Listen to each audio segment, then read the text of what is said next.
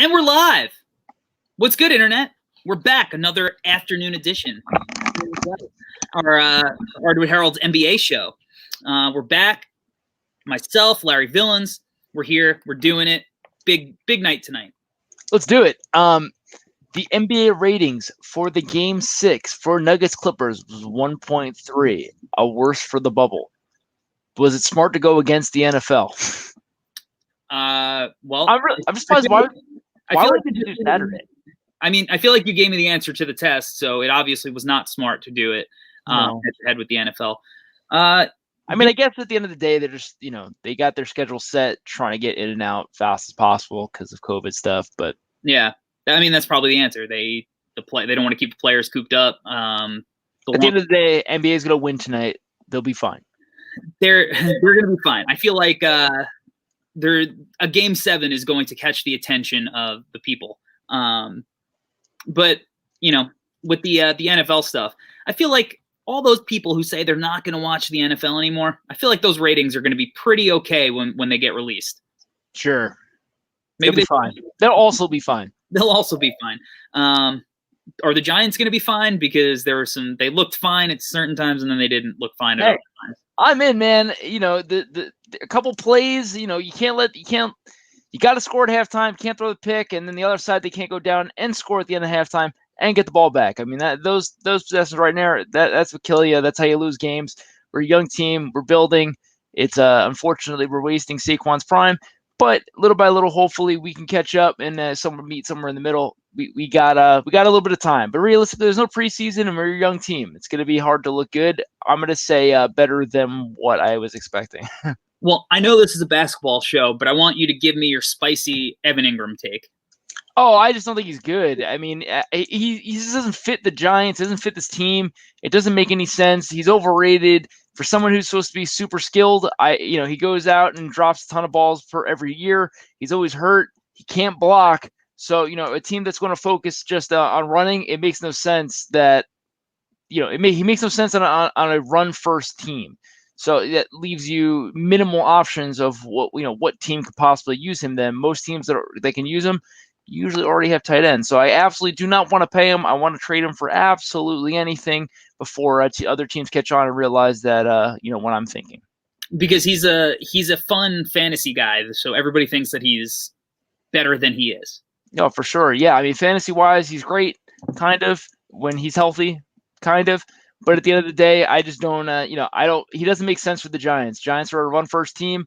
We have 3 slot receivers. For him to be valuable, we basically need to either take out one of our better, our slot receiver or run quads. If we're running quads, we can't put him to slide in to try to run the ball at all because he can't block. All right. Glad we got that off your chest. Back to hoops. The Eastern Conference finals are going to start before the Western Conference finals are even set. So our first game is actually going to be Boston and Miami tonight. And I think this is a series that we've all been waiting for the last couple of days. We've been anticipating. Both teams are really freaking good. Both teams kind of match up well against the other. I think that, Boston got very lucky with the type of scorers that Toronto had. And I think that Miami's scorers are much better in ways that'll give them fits. So I'm interested to see how this plays out tonight. Yeah, I think they're two pretty similar teams. They are very similar in the sense they have wings everywhere that can guard everywhere.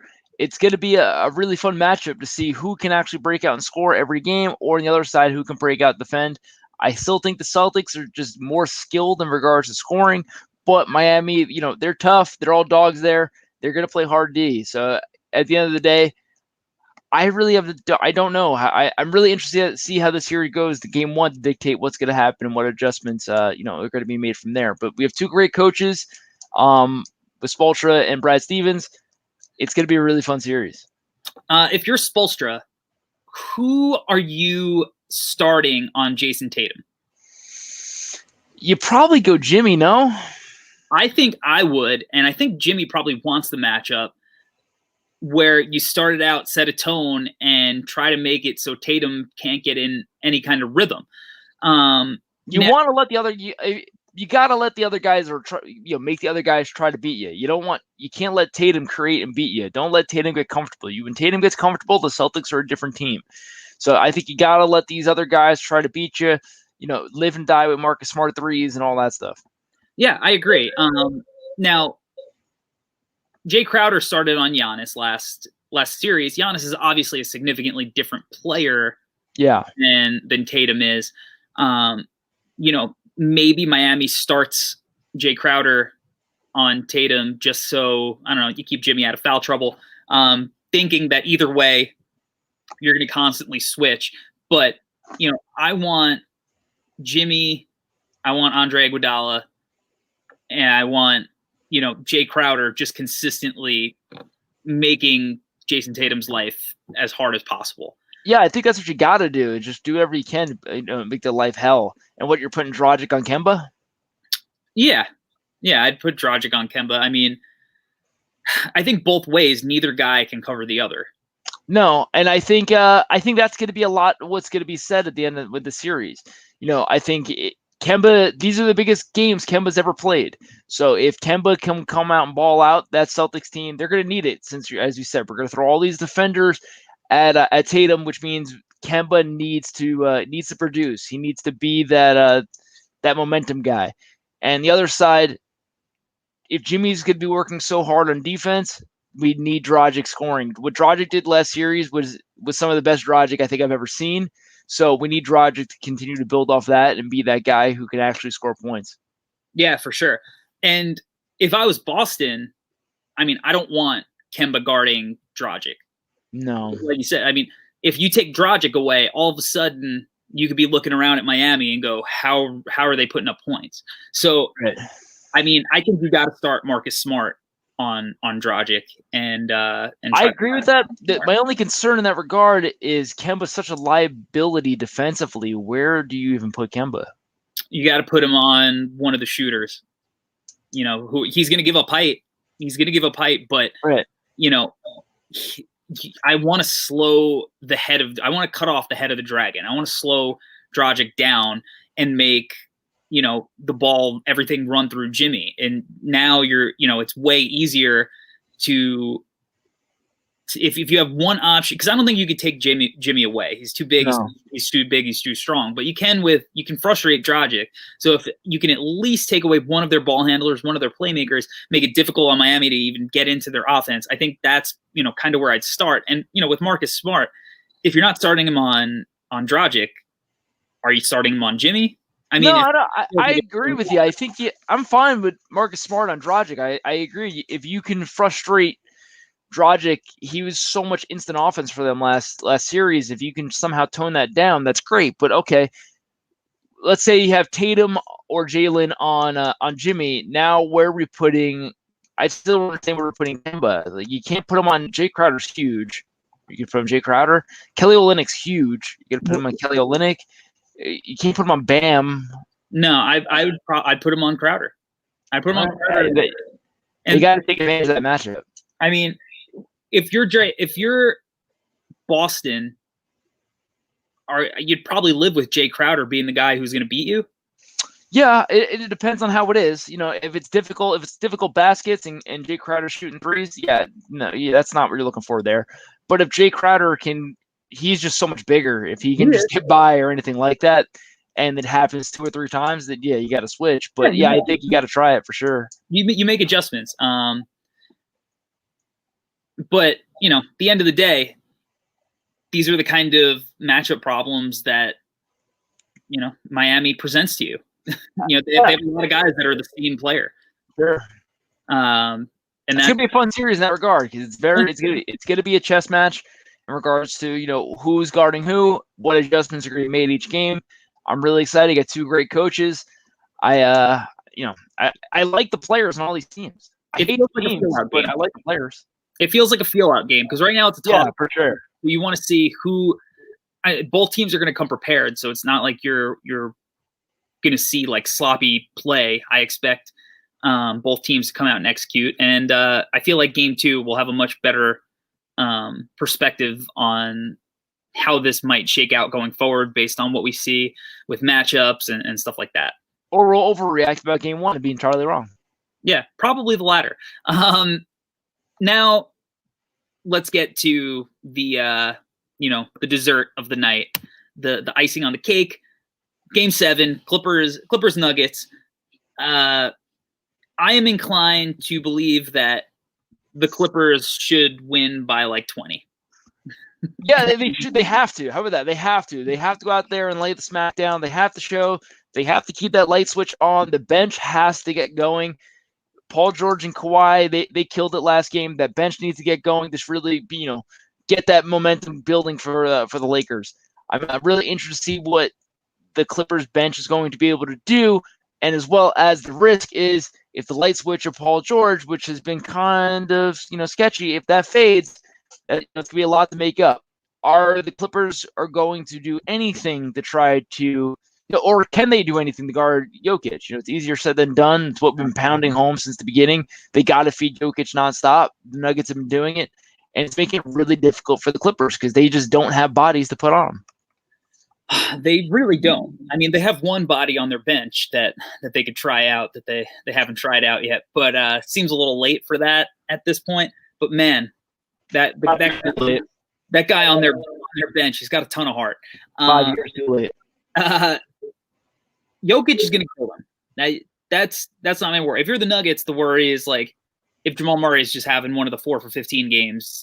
But I feel like they have so many guys that they're just getting a balanced offense. Even if it goes 4 for 15, and Michael Porter Jr. goes 6 for 12. If they're getting 15 points between 5 guys, had they have been, it's still going to be hard for the Clippers to stop them. I mean, the Clippers should win this game. Everything their sign says they should win this game, but there is a path for the Nuggets to win. No doubt. If Gary Harris all of a sudden figures out, that's right, I can score again. Or Jamal Murray decides that's right, I put up 40 this series ago. That's going to be a different thing. And on the other side, again, if Paul George doesn't bring it again, which he has not done consistently, there is a path for the Nuggets to win this game. So here's the issue if Jamal Murray is having one of those games. It's probably coming at the expense of Montrezl Harrell and Lou Williams trying to guard the pick and roll. Sure. They have gotten obliterated on. They can't do anything about it. And if that happens, Montrezl Harrell cannot play. So Doc Rivers then has to make a decision of, am I riding with this dude or am I going to the next man up? Well, who's that next man up? Honestly, it might be, do you make it a guard and you move Kawhi and Paul George up a position? It's tough. The next man up is tough. It could be JaMychal Green, but I mean, it's not going to be Patrick Patterson. He's barely played. It gets to the point where you rattle off enough next man up. You're like, fuck it, I'll just go back to Harrell. Yeah, Markieff Morris, no. I feel like that's what's been happening all series. They're getting destroyed. They're getting destroyed in this pick and roll, and it's like, all right, well, next man up, and they look at the bench, but like, all right, you're back. Good news. Which is crazy because we thought the Clippers bench was ridiculously deep. It is. It's just not a good matchup for this specific series. And it's kind of what again, what we were saying from the beginning. If the Nuggets were able to pound home with Jokic, it's going to open everything up because they don't even have a body to throw at him.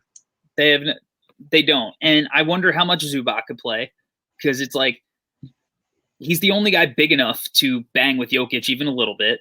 I don't understand how we can't find more of these guys to put on teams. We always say that centers are, their value is getting lessened each year, and we can't find a Tristan Thompson to be on this team.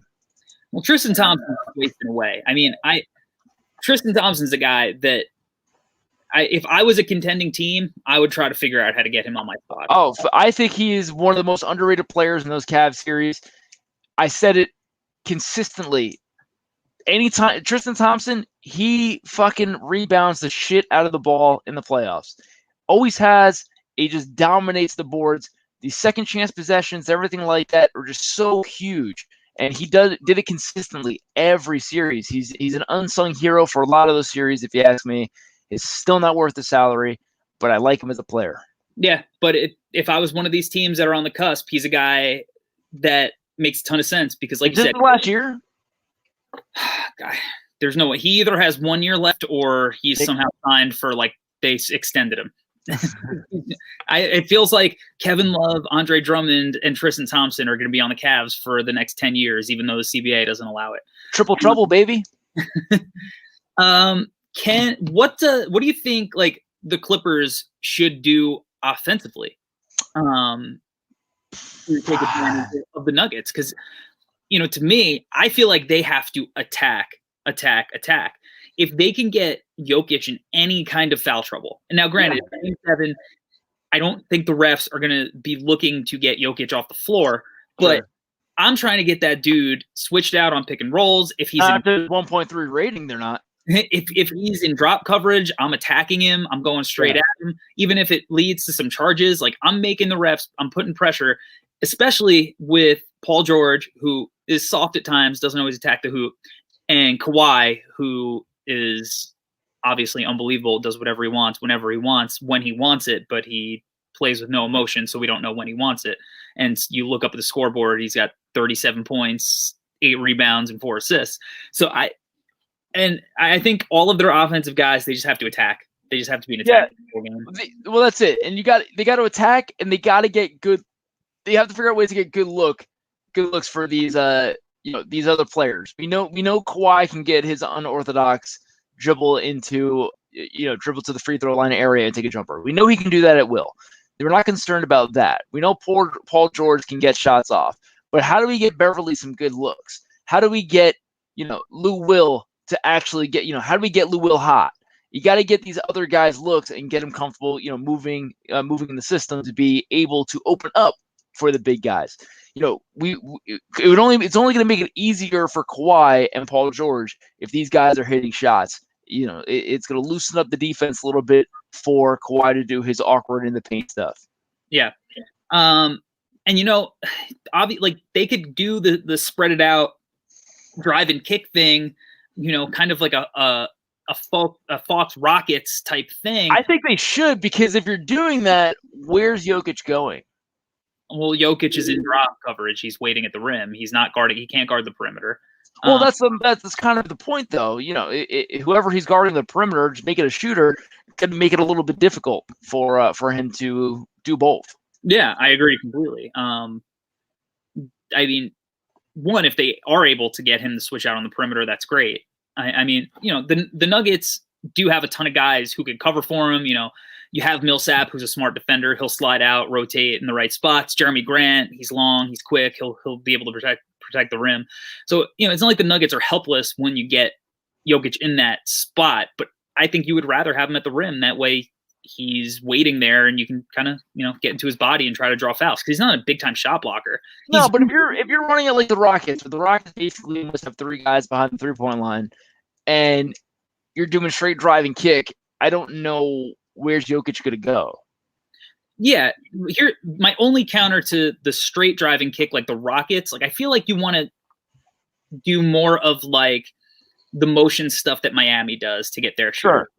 Because the problem, like, if they're doing the Rockets thing, it's easy to go cold because all you're doing is catching and shooting. You're not feel for the ball. So they don't have good enough ISO players. You don't want Kawhi being a Harden-esque type guy. That's not exactly what you're looking. 5 minutes to go in the game, sure. You need buckets, sure, but you don't want him to do that from the beginning. No. And anybody else on the team, I don't want them to have the ball to be the fake Harden-esque guy. No. So no, I agree with you in that aspect for sure. It's weird. They really don't. They really are missing like Goran Dragic. They are. They need that ball handler big time. They don't have anybody that could consistently make plays for their teammates. Like Lou Williams, he could do it. He's fine. Paul George could do it. He's fine. Kawhi could do it. He's fine. But they don't have. I think everybody's 2K team has Pat Beverly, penciled in there, but that's just not exactly what he does. No, he catches and shoots, and if he's gonna have 2 points and miss most of his shots, and then get 6 fouls in 12 minutes, he's can't be on the floor. But they're tough fouls. They're hard fouls. Oh, yeah. Marcus Smart. Like, Patrick Beverly's not Marcus Smart, but he thinks he is.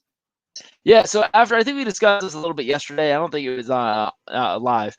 I think I'm rooting for the Nuggets here because if the Clippers win, we're left with Clippers, Lakers, Celtics, Heat, and I've realized that I absolutely hate all these teams. Sure. I like the players, but just as a fan and teams, I don't like any of them. And the NBA is absolutely dying for another Lakers-Celtics finals. I can't believe they have a chance to get it again. It's fucking annoying. Yeah, they're dying for a Lakers-Celtics finals, and they are doing everything in their power for it to not be Heat versus Nuggets. Oh, they're dying it for not to be Heat versus Nuggets. But the Nuggets, I think, if they could somehow win this game, they're going to give the Lakers a lot of problems. They're just so much deeper. They are, and unlike Houston, where Westbrook's shooting ability, they could just cover him by not standing anywhere near him, and now you're almost playing a zone. You're able to cover so much of the court. You have somebody who's playing free safety. You can't really do that. Like Gary Harris's shot has not been there, but you can't really do it. You're not going to leave him wide open like you are Westbrook, and they still don't have anybody to stop a perimeter player like Jamal Murray. So it'd be interesting. Yeah. Granted, Anthony Davis does make it hard on Jokic to do Jokic things. And I think that the Nuggets ceiling is way higher when Jokic is able to do Jokic things. I retweeted it today, but at the beginning of the season, I wrote an article on why I compared Jokic to Steve Nash, which does not make sense on its surface. But when you take into account they're both awkward, weird white dudes who are incredible passers and make their teammates better and would just be super fun to play with, there are some parallels there. And that's the kind of guy that Jokic needs to be every night, which he typically is. But Anthony Davis definitely defensively makes that a lot harder on him than anybody in this series can. Yeah, hopefully that's something we get to talk about. Clippers Nuggets Game 7. This is what it's all about. That's all about. I'm very excited. We can do best bets tonight. Sure can. Boston's favored -1.5. I saw that. Since you obviously can't let your boy Jimmy do that, I assumed you're taking the Heat +1.5. I'm going to take the Nuggets +7.5. I think that's just a little disrespectful. I will take the Nuggets +7.5. I'm actually going to take Boston -1.5. Wow. Yeah. Wow. This is it. Corey, no longer a Bulls fan. Announced today. The Bulls aren't playing, and I love Jimmy just so much, and I had dreams of Jimmy and Bam on the Bulls at one point, but I'm taking Boston because I do like their scorers better. I think that they're more skilled. Even if Miami loses today, I still think that they could win the series. I think that Boston today, they just have guys who are going to be able to put the ball in the hoop. I do think that Miami's struggles with that at times, even with Dragic, even with Bam, even with Jimmy, even when Hero and Robinson are going off, like it all looks great, but sometimes when those pieces are jumbled up a little bit, the offense looks a little stagnant, and they struggle. How many games in do we get a Jimmy Marcus Smart fake tough push battle? Ooh, it might be like 8 minutes into the first quarter. Yeah, it might be. Marcus Smart is the most Miami Heat player there is. Oh, for sure. If that dude doesn't end up on the Heat at one point in his career, something went terribly wrong for Pat Riley.